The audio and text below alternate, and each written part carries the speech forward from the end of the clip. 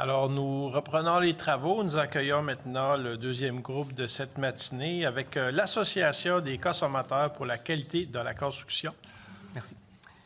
Monsieur le Président, Monsieur le Ministre, membres de la Commission, bonjour. Je me présente Marc-André Arnois, directeur général de l'Association des consommateurs pour la qualité dans la construction. À titre de seul organisme au Québec se consacrant exclusivement aux enjeux en lien avec la qualité de la construction, nous sommes très heureux de cette occasion de faire valoir notre avis sur ce projet de loi que nous espérions depuis longtemps. En effet, c'est fort de plusieurs centaines d'appels de consommateurs par année, depuis maintenant 30 ans, que nous avons construit au fil du temps nos positions en matière de protection des consommateurs et de qualité de la construction. Nous tenons donc à remercier la Commission de nous offrir l'occasion de vous en faire part. Il nous semble essentiel de commencer par un élément indirect au projet de loi, mais selon nous crucial. La pertinence de toute disposition de la loi sur le bâtiment est tributaire de la capacité de la Régie du bâtiment du Québec de la faire respecter et donc des ressources dont elle dispose. Alors que la RBQ manque cruellement de personnel, elle engrange pourtant année après année des surplus de l'ordre de 20 à 30 %, au point que son surplus accumulé lui permettrait aujourd'hui de fonctionner pendant près de 3 ans sans aucun revenu.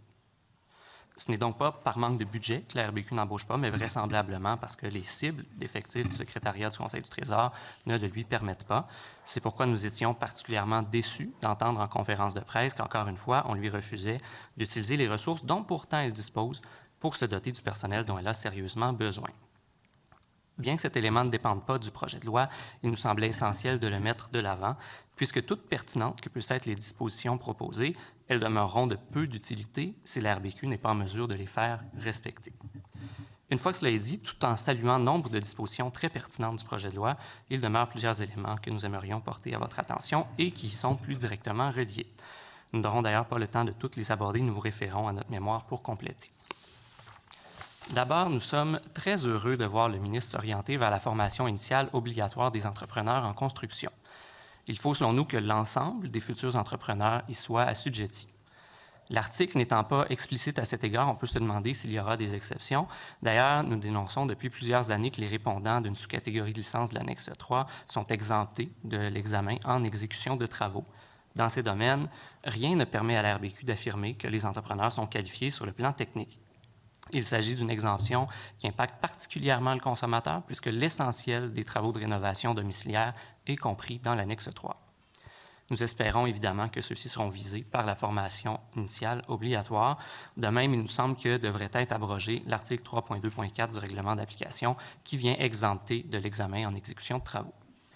Ensuite, toujours sur la surveillance des travaux, là où nous sommes plus inquiets, c'est concernant le fait qu'on veut confier à l'entrepreneur la responsabilité de conclure le contrat de surveillance.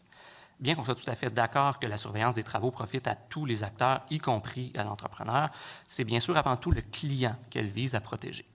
Selon nous, en laissant les entrepreneurs choisir par qui ils sont surveillés, on risque le nivellement par le bas, les conflits d'intérêts, voire la complaisance. Il nous semble donc important que ce soit le donneur d'ouvrage ou le promettant acheteur, lorsqu'il est connu, qui ait le choix final du surveillant et en soi le client. Pour la même raison, nous questionnons fortement l'idée de permettre à la Régie de reconnaître qui elle le souhaite pour ses activités de surveillance sans davantage de balises. On connaît plusieurs associations qui pourraient être intéressées, par exemple, à offrir ce service de surveillance de travaux à leurs membres. Nous y voyons un potentiel grave de conflit d'intérêts que le futur article 16, tel que rédigé, n'exclut pas. Une autre réserve importante, qui vous a d'ailleurs été soulignée par d'autres groupes avant nous, c'est la nécessité que l'attestation de conformité ne fasse pas uniquement au code de construction. Selon nous, dès qu'il y a un donneur d'ouvrage ou un ou des promettants acheteurs ou même de la promotion qui est faite en vue de la vente, l'attestation de la conformité devrait permettre de vérifier la conformité, le cas échéant, au contrat entre l'entrepreneur et le donneur d'ouvrage, au contrat préliminaire ou à toute autre présentation relative au projet et portée à la connaissance du surveillant. Par exemple, la note d'information dans le cas des copropriétés, voire même une brochure publicitaire si elle contient des éléments techniques. Ensuite, un grand absent du projet de loi, si l'on veut améliorer la protection des acheteurs d'habitations neuves, selon nous, c'est évidemment l'élargissement du plan de garantie public. Actuellement, au Québec, il y a 3 réalités très différentes lors d'achat d'une habitation neuve, une situation qui cause des iniquités totalement injustifiées selon nous.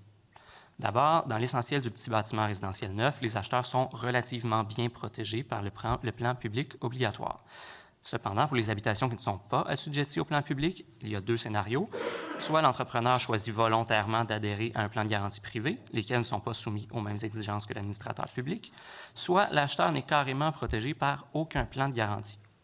Selon nous, il n'y a aucune justification raisonnable au fait que certains acheteurs soient protégés et pas d'autres. Prenant acte que le gouvernement n'est pas encore prêt à élargir le plan de garantie publique, il nous semble minimalement qu'il ne devrait plus être permis de vendre une habitation neuve sans qu'elle soit couverte par un plan de garantie. Un plan de garantie sur l'investissement d'une vie, ça ne devrait pas être quelque chose d'optionnel, décidé unilatéralement par le promoteur. Toute habitation neuve devrait être couverte par un plan de garantie.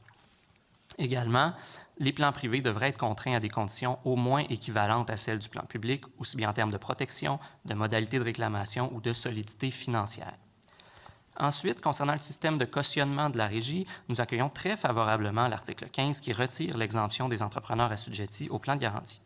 Nous avons vu plusieurs cas frustrants où les consommateurs gagnaient un litige avec un entrepreneur pour un élément qui n'est pas couvert par le plan, mais qui étaient incapables de faire exécuter leur jugement parce que l'entrepreneur n'avait pas de caution. Il s'agit donc d'une excellente mesure.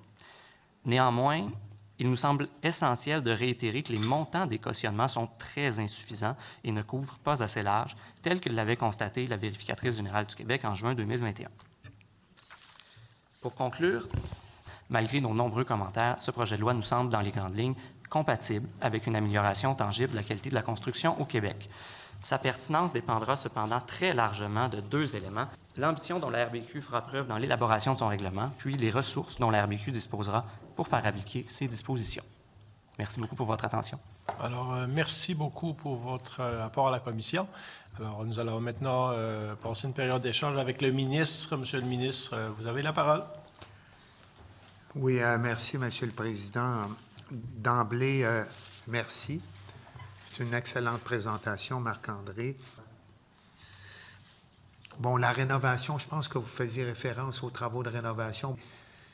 Certainement que ce qui pourra être envisagé, c'est que les travaux de rénovation majeure soient soumis au même type d'obligation. Je pense qu'on s'entend là-dessus. Puis, Merci. Alors, merci, Monsieur le ministre. Alors, nous allons maintenant du côté de l'opposition officielle et j'entends la députée de Bourassa-Sauvé. Merci, Monsieur le Président. Bonjour, Mme Morin. Bonjour, M. Arnois. Merci pour votre présentation et vos différentes recommandations. Je vais y aller avec vos remarques préliminaires, là, disons. Là, vous avez mis la puce à l'oreille donc, sur la question donc, des ressources de la Régie du bâtiment du Québec. Là, même dans votre mémoire, en fait, là, vous le dites, là, il n'y aura pas, en fait, que vous déploriez que le ministre, en octobre, en conférence de presse, avait confirmé qu'il n'y aurait pas de nouvelles ressources qui seraient ajoutées à la Régie du bâtiment du Québec. Comment, en fait, j'aimerais vous entendre, donc, étayer donc, vos craintes de ce côté-là. Oui, bien, en fait, la métaphore que j'aime beaucoup utiliser sur ce projet de loi-là, c'est qu'il va donner, à plusieurs égards, davantage de dents à la RBQ. Il y a vraiment plusieurs dispositions qui vont permettre à la RBQ, je pense, d'en faire plus avec les ressources qu'ils ont, d'être plus efficaces, notamment tout ce qui est sanctions administratives pécuniaires. Cela étant dit, nous, ce qu'on dit, c'est qu'il ne manque pas juste de dents à la RBQ, il manque de bras. Et on ne connaît pas beaucoup de prédateurs qui attrapent leur proie uniquement en montrant des dents. Il y a, à mon souvenir, environ 600 employés à la RBQ, dont une centaine travaillent à l'inspection et à la surveillance, pour 53 000 titulaires de licence. Donc, c'est évident pour nous que ça ne peut pas suffire à la tâche. Ce n'est pas parce qu'ils ne sont pas compétents, c'est parce qu'ils ne sont pas assez nombreux. Et si on était dans un contexte de rigueur budgétaire à la RBQ, on pourrait dire, bon, bien, il y a des choix de société qui ont dû être faits, mais le fait est que la RBQ, depuis aussi longtemps qu'il y a des rapports annuels de gestion, dégage des surplus de 20 à 30 Donc, il y a un surplus accumulé très important à la RBQ qui leur permettrait normalement d'embaucher. On n'est pas dans le secret des dieux pour dire pourquoi ils ne le font pas, mais la seule raison vraisemblable qu'on peut voir, c'est les cibles d'effectifs du secrétariat du Conseil du Trésor. Et donc, ultimement, le pouvoir d'embaucher à la RBQ n'est peut-être pas en leurs mains, ce qui est quand même problématique pour nous parce que la RBQ est extra-budgétaire, c'est-à-dire qu'ils ne font pas partie du budget du gouvernement. Donc, on peut difficilement, selon nous, donner de l'imputabilité à un dirigeant tout en lui gardant les mains liées. S'ils sont extra-budgétaires, ils devraient avoir le pouvoir de dépenser cet argent-là. Oui, et même peut-être plus encore, pour n'importe quel organisme public, je veux dire, la RBQ, c'est pas une société d'État, c'est pas une entreprise d'État. Son but, c'est pas de dégager des surplus. Donc, si de manière récurrente, l'organisme dégage des surplus, c'est soit qu'il y a trop de revenus, soit qu'il n'y a pas assez de dépenses. Et nous, probablement qu'il y a des associations d'entrepreneurs qui préféraient qu'on descende les revenus. Nous, on défend l'option contraire, qui est que ces sommes-là devraient servir à remplir la mission de la RBQ. Et peut-être ressouligner quand même qu'en juin 2021, c'est pas nous qui le disions, la vérificatrice générale du Québec a clairement montré que la RBQ ne prenait pas tous les moyens à sa disposition pour remplir sa mission. On croit qu'avec les surplus accumulés qu'elle a, il y a matière à le faire davantage. Merci beaucoup. Pour ce qui est de la formation continue, présentement, c'est pas modulé en fonction du nombre de sous-catégories. Donc, quelqu'un peut répondre d'un très grand nombre de sous-catégories différentes et a le même nombre d'heures de formation à suivre. Fatalement, c'est sûr qu'il y a des sujets qu'il va moins couvrir que d'autres. C'est surtout que l'indépendance du surveillant est, selon nous, fondamentale à partir du moment où il y a un rapport où l'entrepreneur engage le surveillant. Bien, clairement, il ne l'engage pas juste pour un projet, là, dans le cas des gros. Là. Donc, le surveillant, s'il veut continuer d'avoir des contrats, il a intérêt à ne pas trop nuire à la business de l'entrepreneur. Donc,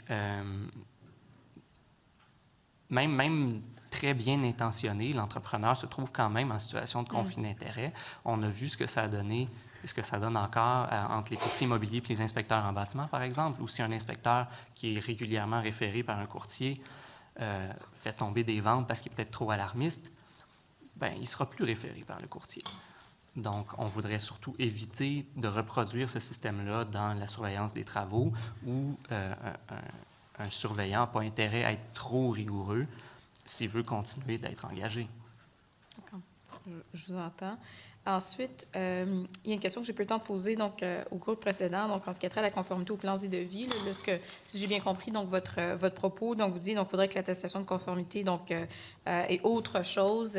Vous avez peu le temps de préciser cet élément-ci, mais c'est ce que j'ai compris. Là, qu'incidemment, donc, au-delà donc, de la conformité au code de construction ou aux normes de construction adoptées par une municipalité, par exemple, il pourrait y avoir une conformité aux plans et devis. L'esprit derrière notre commentaire, c'était surtout que le client, puis on comprend la remarque que des fois, le promoteur est un peu son propre client. Là, bon, c'est un cas, mais quand même, le client qui commande des travaux de construction, l'attestation, lui, ce qu'il veut, c'est qu'elle vienne attester que ça a été construit tel que ça a été convenu entre lui et l'entrepreneur. Donc, peu importe que ce soit des plans et devis. Bon, plan et devis est une terminologie qui est plus dans le grand bâtiment, mais quand même que ça serait dans le petit bâtiment qu'il n'y a pas de plan et devis. Je m'attends à ce que le contrat, que la description des travaux prévus au contrat, elle a été respectée. Donc, peu importe le terme qui est utilisé, que ce soit plan et devis ou que ce soit des plans d'autres types de plans de description des travaux, que ce soit à la rigueur un document publicitaire annexé au contrat où est-ce que l'entrepreneur m'a garanti que l'isolation qu'il allait avoir dans le mur, ça allait avoir tel code de performance. Il n'y a pas de plan. Il m'a collé ça sur le contrat, que ça allait être ça le degré de performance de mon mur. Bien, il faudrait que l'attestation vienne me confirmer que c'est ça qui a été fait. Donc, après ça, la terminologie exacte, on n'a peut-être pas l'expertise pour dire comment ça doit être libellé, mais l'esprit derrière ça, c'est que le client doit avoir ce qui a été convenu. Parfait. Merci beaucoup. Alors, de toute façon, le temps a été écoulé. Alors, parfait.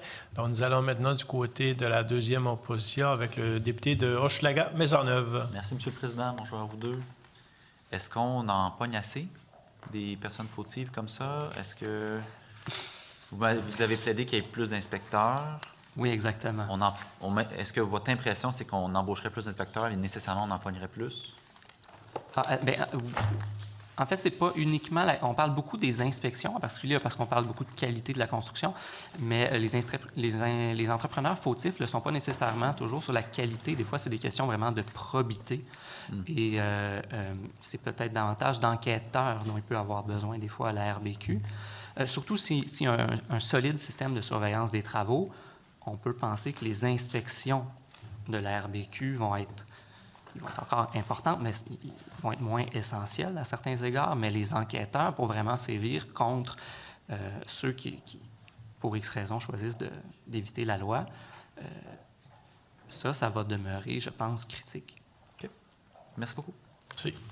Alors, ce qui met fait à cette entrevue avec nous. Alors, merci beaucoup pour votre rapport à la commission.